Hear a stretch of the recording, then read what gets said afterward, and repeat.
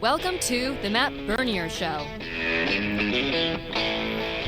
What's going on? Welcome in the Matt Bernier Show here on DRF TV, live.drf.com, livestream.com. If you're following on Twitter or Facebook, thank you for doing so. My name is Matt Bernier.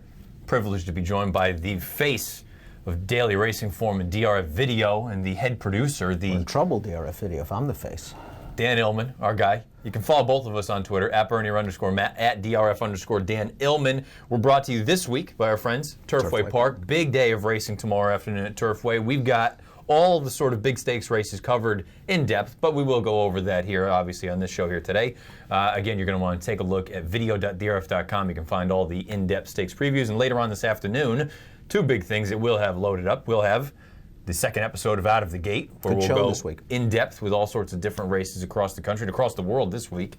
And then we'll also have a Pick 4 sequence up for tomorrow afternoon. It's 14% takeout at Turfway Park, so a lot of good things going on there. We'll dive into that in a little bit. If you watch this thing on podcast, you've got a bunch of different ways: YouTube, SoundCloud, iTunes, video.drf.com. The reason I've brought in Mr. Illman, and he's been kind enough to accommodate me for this opening segment. As you can see, as always, here on the right-hand side in the scroll bar, it seems like it's the same thing we talk about week in and week out, and we talk about the same thing sort of at the beginning of Out of the Gate. The difference for this show, anyway, that I want to have with you, anyway, the 3-year-olds as a whole, we know they've been a bit of a, I don't want to go as far as to say dumpster fire, because I think talent, well, I genuinely believe there's still talent here. They just don't know, they can't sort themselves out. Inconsistent. Inconsistent is probably the kindest way to put it. And I think it continued on last week. So we're going to start off with what happened last week down at Oaklawn. We had the Rebel Stakes going into it. I think American Anthem, a lot of people thought he was going to be able to get the job done. Todd Pletcher gets it done. Vic Stoff from the top of the lane.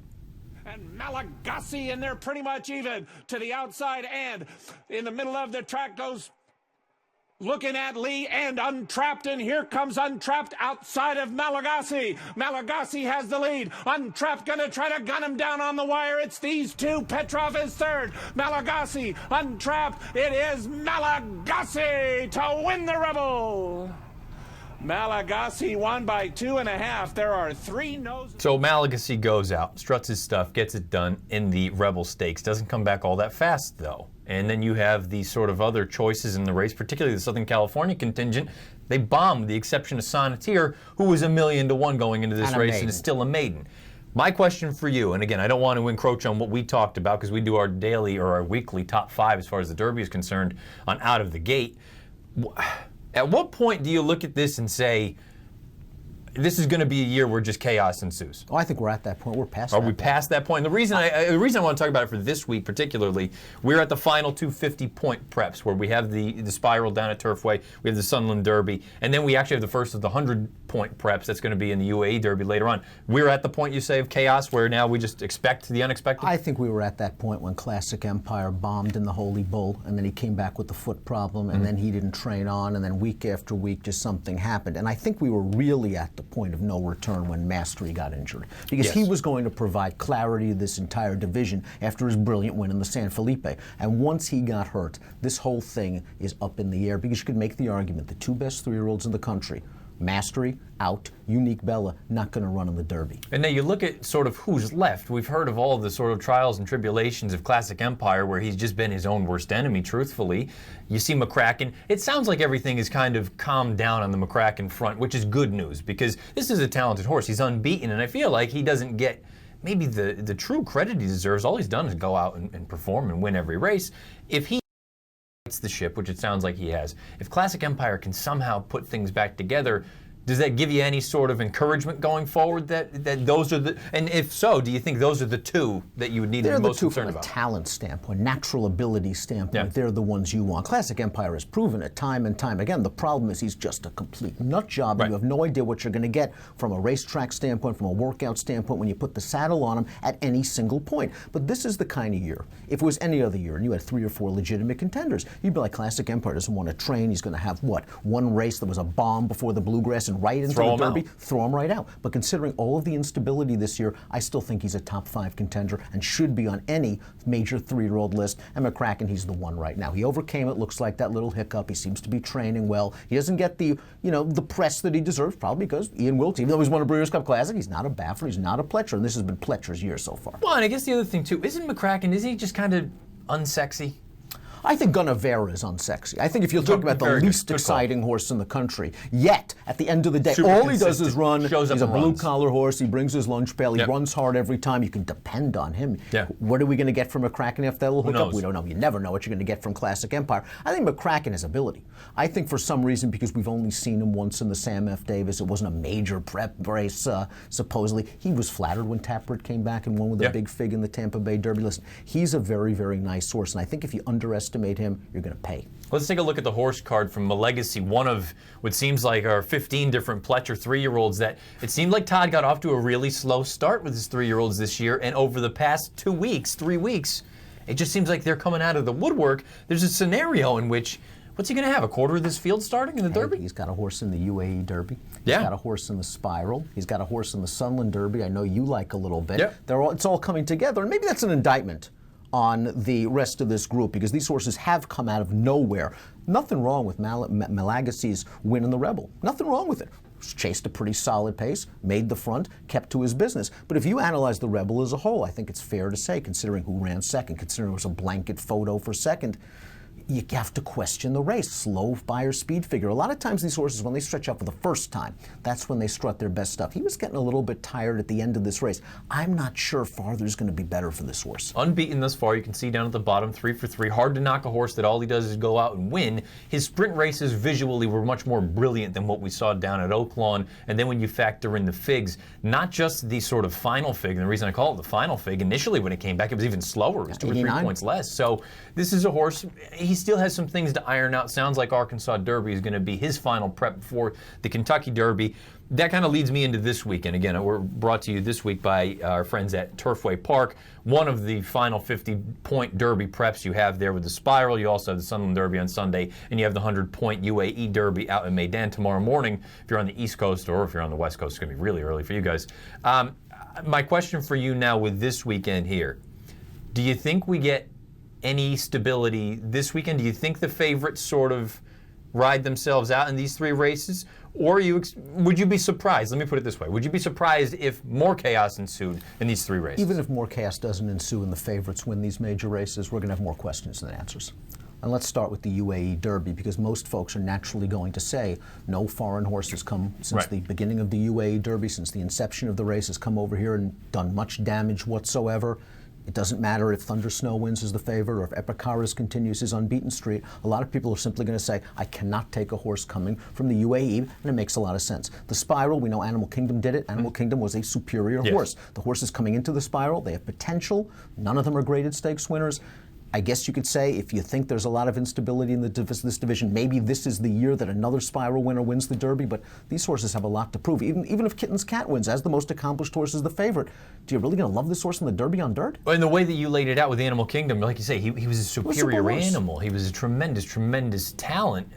There's always going to be that little thing in the back of your head that no matter how impressive a horse wins a race like the Spiral, it's on synthetic. The Derby's not run on synthetic, and I can understand why those questions would sort of be there. Sunland Park, does Sunland get sort of short shrift? I know it's got that giant sort of purse for $800,000, and we've had a horse come from Sunland and go on to win the Kentucky Derby, but does it kind of just get lost in the shuffle, sort of the path of least resistance? It does. And we look at the field. We have a horse coming off of a maiden win in Bronze Age. He's going to take a lot of money. The Todd Pletcher horse coming off of a maiden win. And we saw this with Firing Line, a lightly raced horse. He was getting into the game a little bit late. He ran really well at Sunland. He ran really well in the Kentucky Derby. But these are horses that were started off behind the 8 ball. They got to get good in a hurry. If Bronze Age wins the Sunland Derby, it's going to make a lot of the Baffert fans feel better. He's back in the game with this horse. But these horses still have a lot to prove from a class standpoint. The interesting thing, too, for the horses that are going to run at Sunland Park, you look at the calendar. We have a week left in March. You're in kind of a tough spot. Are you going to just train in? I almost feel like if you have gone this route, you've committed to training up to the Derby. Are you really going to squeeze in another race? And the temptation once you get the points is you're Sit in, back. You're in. Just relax, let's wrap them up in bubble wrap. Particularly let's this year. Get them to the Derby, and if you're in, it's half the battle at the end of the day. If you need a prep, and you and I, we're old school. We like to run them. We like to make money. We like to prove. The horse takes you to the Derby. You shouldn't take them to the Derby. But I think the temptation of just being in this year's Derby, it's like you're in the clubhouse, you got the lead, let's watch everyone else continue to fall apart. Now, I don't want to give away too much from, again, the second episode of Out of the Gate that'll be uploaded later on this afternoon. If you're watching live on Friday, or if you're listening to this later on Friday afternoon, Out of the Gate will be up by now. Again, don't want to give away too much. Of these 3 races this weekend, these point races, and keep in mind, the race out at Meydan, the runner-up may very well get enough points to qualify. Which one do you expect a true contender to emerge from? Well, you know, I'm Epicaris' biggest fan. I don't want to take away. He runs well in the UAE Derby. He should come here. He would be 5 for 5 if he wins the UAE Derby. He would have 3 wins at a mile and an eighth or greater. Yeah. He would have done it from on the lead, from off the pace. And most importantly here, he would have shown that he could beat much better competition. The horses he beat in Japan just can't stack up to the horses he's run in the UAE Derby. But he would show that he could ship. He would show that he could beat better horses and probably do it chasing a faster pace than he's used to. The Turfway race, boy, I don't know if any of those horses can step on turf. The Sunland race, they're promising horses, but as you said, the timing is a little bit weird, and these horses are playing catch-up. I think this Epicaris has got foundation that's very, very important. The Epicaris situation, regardless of what happens tomorrow afternoon. He's in no matter what.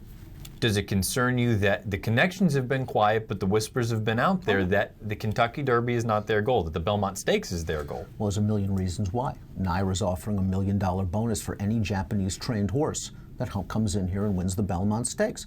The Kentucky Derby is obviously, for us, it is the be-all and end-all for 3-year-olds. The Japanese, they want to compete on a world stage. They want to compete successfully. They like to run in races like the Arc de Triomphe. They like to compete in the Triple Crown after what they saw with Lonnie, an inferior horse compared to Epicaris, can do. But I'm not sure if the Derby or the Belmont is much different. Do you think there's something that goes into sort of, and again, I'm trying to put myself in the brain of the Japanese contingent of trainers and connections and everything. Do you think the fact that Lonnie got as close to winning the Belmont as he did, as opposed to how he ran in the Kentucky Derby, do you think that has anything to do with sort of the whispers that that's the direction they want to go? Because, I mean, let's be honest, if you gave him an extra 16th of a mile, Lonnie may have won the Belmont. Especially considering that this horse seems to want distance. He's won twice at a mile and an eighth, twice at a mile. His 2 mile and an eighth races far more visually impressive than his mile races. He seems like he wants a longer distance. And they do have a natural prep in the Peter Pan, a race the Casino Drive came off of a maiden win in Japan. He won the Peter Pan. He would have been Big Brown's major contender that year before he got hurt the week of the Belmont Stakes. So that might be an interesting way to go. But if he wins here, I just have a feeling that he's going to go to the Derby. I think that the JRA have put a lot into this 2-race road to the deal. I don't think they want to lose face and say, okay, we're sending nobody here. Well, you're going to see much more of that on the second episode of Out of the Gate. You'll see our current Derby top 5s. Spoiler alert, mine and Mike's look completely different because American Anthem bombed last weekend. But Dan's, so far, stability, and we'll find out tomorrow afternoon. A lot of things can change. Dan Illman, you can follow him on Twitter at @DRF_Dan Illman. You can also see him again. Out of the Gate comes up later this afternoon. It'll be uploaded on video.drf.com. We're going to take a break here on the Matt Bernier Show, brought to you by Turfway Park. When we come back, we'll quickly recap the 2 races that we went over last weekend. We'll get you ready for a full Saturday and Sunday of racing. Derby preps all around the world here. Stay with us, the Matt Bernier Show. Ladies and gentlemen of Cincinnati, clear your dance cards, because this is an invitation from Jack. Jack says the best business to get into is monkey business. Jack says once in a lifetime can happen every night. Damn the torpedoes and tomorrow morning. Prepare to live it up, live it loud, and relive it all over late night chilly 3-way. Because Cincinnati, this is really happening. California Chrome, straight and strong. Absolutely sensational. California Chrome. California Chrome. To California Chrome. Away to the Kentucky Derby. California Chrome wins impressively. He's gone into overdrive. California Chrome wins the Dubai World Cup. One of the greatest performances you'll ever see. Chrome turns to gold. Say goodbye to your inner caveman. If you're making caveman bets on pick sixes, you could be leaving money on the table. DRF Bets Ticket Maker helps you build more profitable exotic bets and place them with one click. Raise your game with DRF Bets Ticket Maker. Be a samurai with your ROI. DRF Bets Ticket Maker helps you cut out unprofitable exotic bets before they happen and be the master of profits. Raise your game with DRF Bets Ticketmaker, the exotic wagering app. Well, the amazing thing about our work was just how similar he is to Uncle Mo. I mean, right away, of all of Rapoli's babies, he stood out as the most advanced, the most precocious, and the most talented, and that was exactly the same thing we'd seen a few years before with Uncle Mo. Outwork wins it for John Velasquez. To be able to win a Grade 1 like the Wood Memorial in only his 4th lifetime start was very impressive. It is Outwork in front.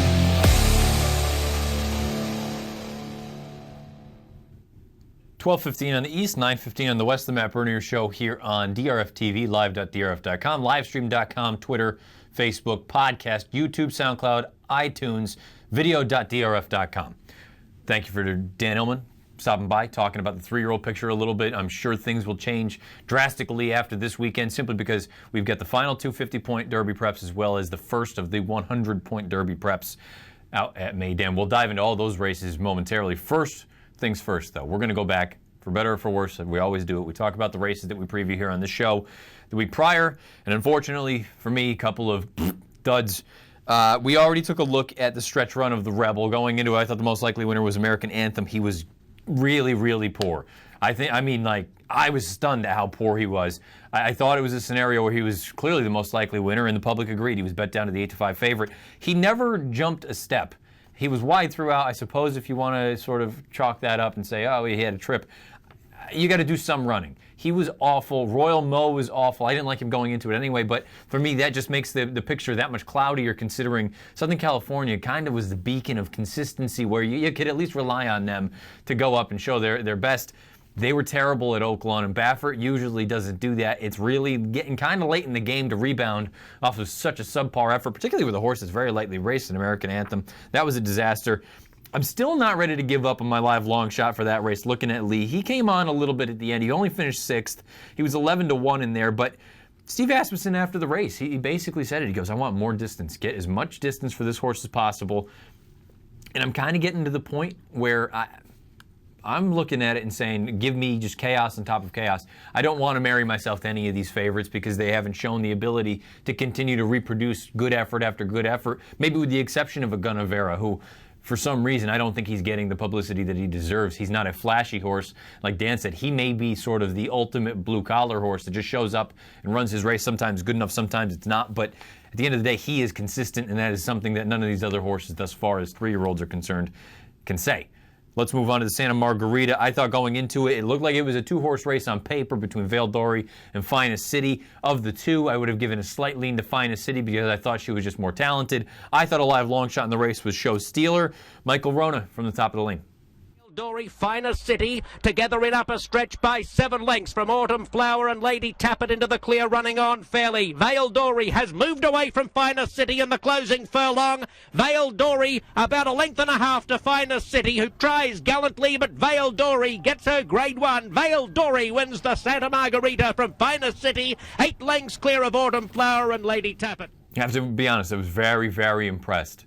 Very impressed with Vale Dory. I think this was by far her best effort of her career. She flicked away Finest City. She probably doesn't want to go that far, Finest City, but at the end of the day, you can't take away what Vale Dory did.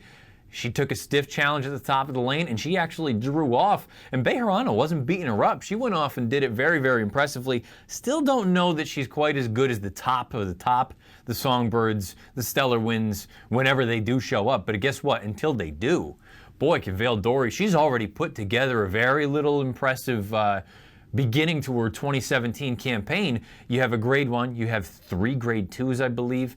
If they choose to go to a race like the Apple Blossom, let's say she takes that, because we saw what happened at Oaklawn last weekend. I don't think anybody's terrified of Streamline or Terra Promesa.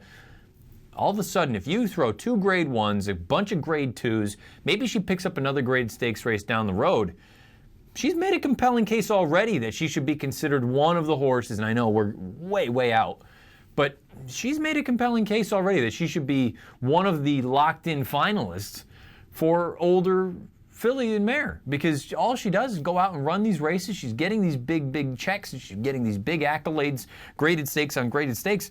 Baffert's done a really good job. He showed a lot of confidence, and he and Mike Smith both said after her race prior to the one we just saw in the Santa Margarita that she's just getting better. She's only getting better. She's figuring things out. Look, she won me over there. That was an impressive effort. I know the fractions were a little bit slower than I had thought they would be, but at the end of the day, very impressive effort, and that's not a knock against Finest City. She ran very well. I don't think she wants to go this far. I think it would be interesting if they tried her on turf again, because that division still seems very, very wobbly at best in Southern California, but a good effort from those two. My live long shot show stealer, I'm looking at it. One, I said even last week I thought she was an air quotes live long shot because she was going to take money and be the third choice. She was forced to be much closer to the pace than she probably wanted to be, and I think than Kent DeSormo wanted her to be. The idea was she'd take her back, make the one run. I hoped there was going to be more pace signed on. It looked like there would be, and it just never materialized. So swing and a miss for me with those two races last Saturday. The good news is we got 4 coming up for you after break here on the Matt Bernier Show. We're on live.drf.com, livestream.com. If you're listening to the podcast, stay with us. We're not going anywhere. When we come back, 4 stakes previews. Ladies and gentlemen of Cincinnati, clear your dance cards, because this is an invitation from Jack. Jack says the best business to get into is monkey business. Jack says once in a lifetime can happen every night. Damn the torpedoes and tomorrow morning. Prepare to live it up, live it loud, and relive it all over late night chilly 3-way. Because Cincinnati, this is really happening. California Chrome, straight and strong. Absolutely sensational. California Chrome. California Chrome. To California Chrome. Away to the Kentucky Derby. California Chrome wins impressively. He's gone into overdrive. California Chrome wins the Dubai World Cup.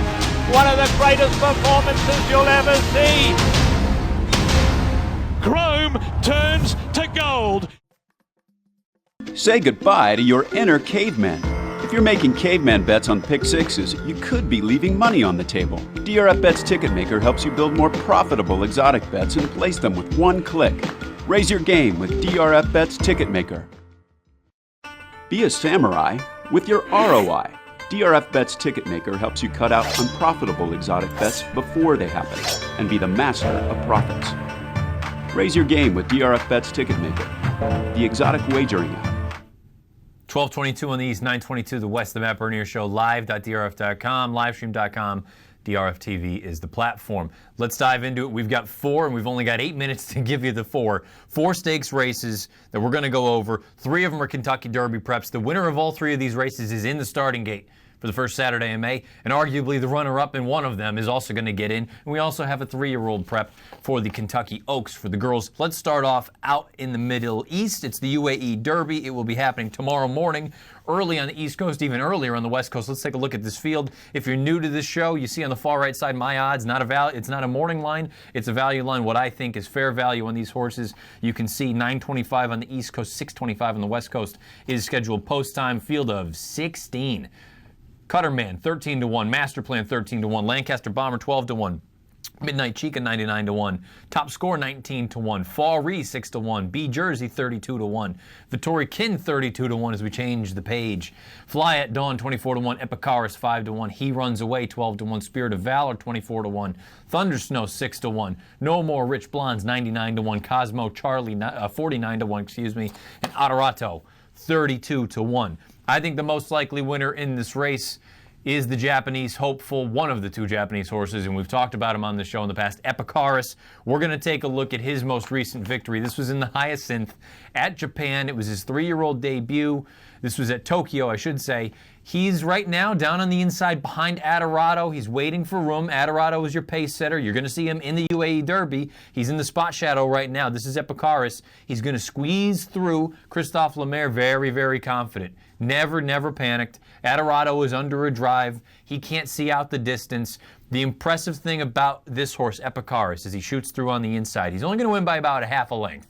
But when you consider this was his first start as a 3-year-old, this was his first start off the layoff, and by all indications and counts, he was a little fat, a little sweaty, probably wasn't cranked up. He's unbeaten. Distance is only going to be his friend. He looks the part. I have no knocks against this horse. I'm very excited, not just for Illman, but I'm excited to see what this horse looks like because I got to be honest, of all years, if we're going to have something kooky happen where a horse from, somewhere else abroad, comes over here and wins the Kentucky Derby. Maybe it's this year, maybe it's Epicars. I don't mean to give short shrift to Thunder Snow. I think he is a very likely sort of win candidate. Again, I made him 6-1 in a 16-horse field. I'm a little bit concerned about how far he ultimately wants to go. His most recent win, I have no knocks against it. It was very impressive. My live long shot in the race and my actual pick in the race is Fall Ree. We're going to take a look at his most recent, not his most recent start, I should say, his run 2 back when he broke his maiden. And he beats a horse in B Jersey. B Jersey's down the inside. Fall Ree is circled right now on the outside. He's going to go on with it. He's going to change leads. As far as I'm concerned, if he can do this, now this again was his second lifetime start and it was only a maiden. I understand. But the way that he finishes, I like that he extends. Pedigree-wise, he is the best bred horse in this field by far, in my opinion, and that's no knock against any of the other ones. Some of the other runners I think are just better bred for turf. This horse is bred for dirt. I have no questions about it. Now the question becomes, is he going to behave himself? He's had problems in the past. They've had to load him with a hood on because he freaks out at the gate. They've loaded him with a loading blanket. Mike the Cock brought up a horse whisperer. And no, I'm not kidding. He brought up a horse whisperer from South Africa to talk to this horse. Apparently, all systems go. I think in our pools over here, Fall Ree could be a sneaky value play in this race. I'm picking him outright to win the race because I don't think the distance is going to be a problem. Give me Fall Ree in the UAE Derby, but I think the most likely winner is Epicars. Let's go to our title sponsor this week, our friends at Turfway Park. Let's start off with the 3-year-old fillies, the Grade 3 Bourbonnette Oaks. We've got a field of 12 signed on in here. So we take a look at that field. The number 1 Northwest Bourbon, 49-1. Jenna J, 10-1. Dark Wings Over Dubai, 5-1. On Her Honor, 99-1. China Grove, 6-1. Delphenia, 5-1. Fun, 16-1. Gilded Lily, 7-1. Awesome Boss, 6-1. Purely a Dream, 24-1. I'm Lucky's Girl, 99-1. Miss O'Hara, 32-1. I think a live long shot in here, and my pick is the number 9. Awesome Boss. Channing Hill has the mount. This is a most recent maiden winner for Kenny McPeak. McPeak has 2 entered in this spot. It was really the way that this filly won down at Oaklawn most recently. She kind of finished as if she were a turf horse. She got her final 5/16 and 31 and change. I really like the way she extended. And I like horses that it takes them a little while to get their maiden score.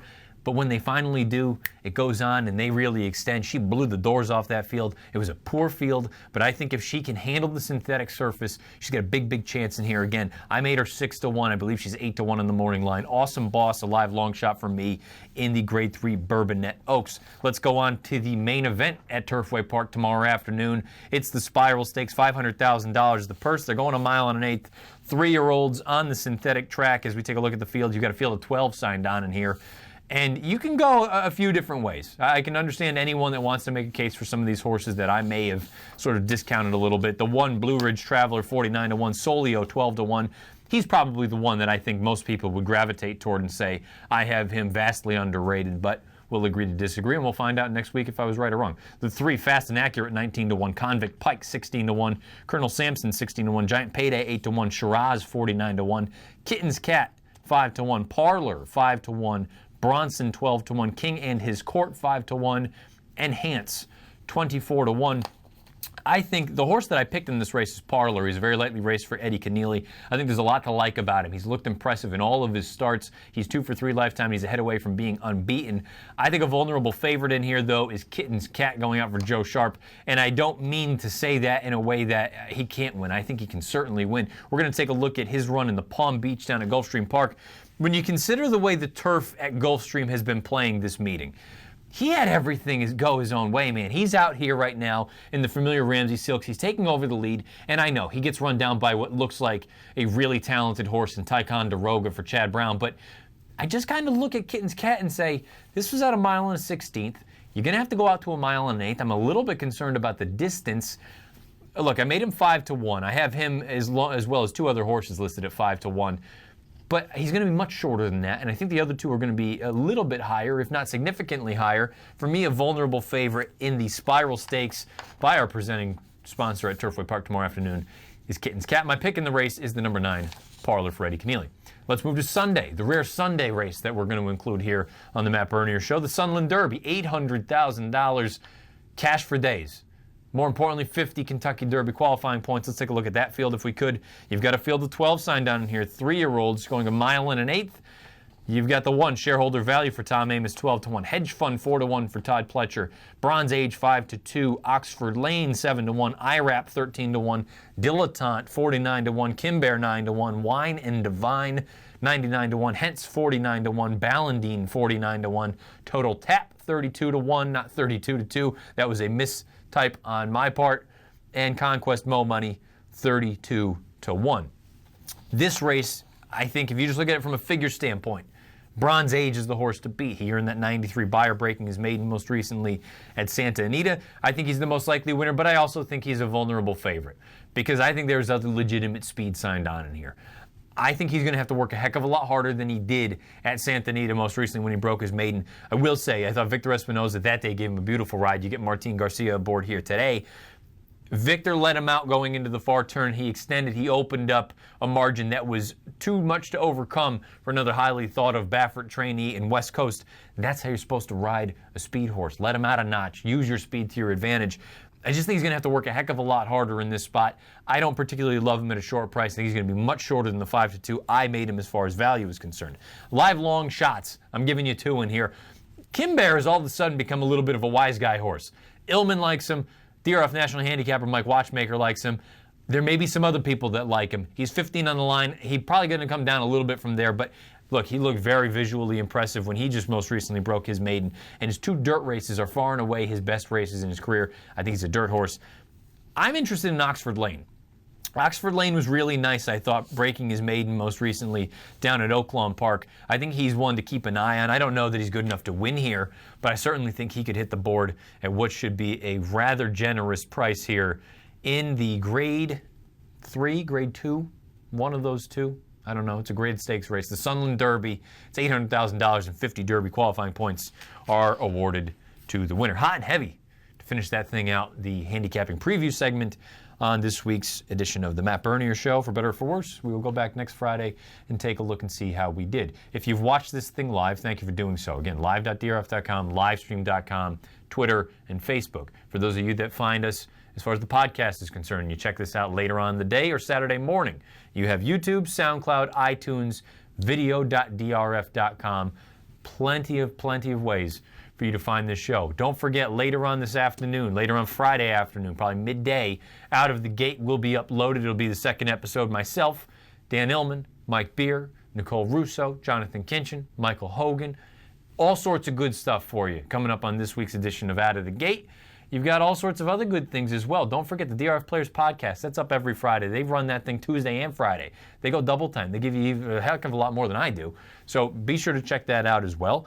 And if you want to check out other videos, again, title sponsor Turfway Park. We've got a Pick 4 coming up later on this afternoon. That'll be uploaded. You've got the Bourbonette. You've got the Spiral, all the nuts and bolts. Video.drf.com for your expanded video analysis. Without further ado, we're going to throw it to the Friday Formulator Race of the Day. It's happening locally, for us here anyway, in New York City at the Big A Aqueducts. One of the races later on the card. Illman and Beer took a look at it earlier in the week. Without further ado, best of luck this weekend. Best of luck. Enjoy Dubai. Enjoy the Dubai World Cup and the UAE Derby. Can you believe I didn't even bring up Arrogate's name, the best horse in the world? By the way, he's running tomorrow afternoon in the Dubai World Cup. Best of luck this weekend. We'll talk again next Friday, the Matt Bernier Show, noon Eastern, 9 a.m. Pacific. The Formulator Race of the Day for Friday. Kick it away.